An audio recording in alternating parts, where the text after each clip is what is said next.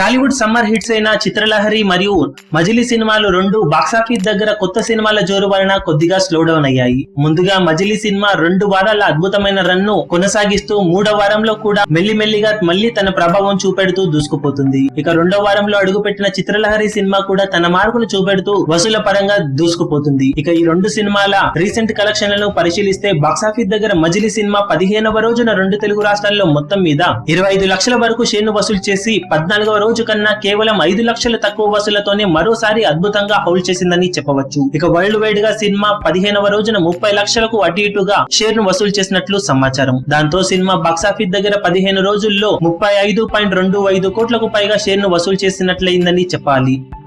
ఇక బాక్సాఫీస్ దగ్గర చిత్రలహరి సినిమా 7 రోజుల్లోనే బ్రేక్ వన్ సొంతం చేసుకోగా 8వ రోజు 2 తెలుగు రాష్ట్రాల్లో ఈ సినిమా 55 లక్షల వరకు షేర్ను సాధించిందట. వరల్డ్ వైడ్ గా 62 లక్షల వరకు షేర్ను సాధించి మరోసారి అద్భుతమైన హోల్ ను సినిమా బాక్సాఫీస్ దగ్గర సొంతం చేసుకుంది. 8వ రోజు సాధించిన కలెక్షన్లతో సినిమా బాక్సాఫీస్ దగ్గర వరల్డ్ వైడ్ గా 14.5 కోట్ల మార్కును టచ్ చేసినట్లు సమాచారం. దాంతో 2 సినిమాలు బాక్సాఫీస్ దగ్గర మరో అద్భుతమైన రోజును దక్కించుకున్నాయనే చెప్పాలి.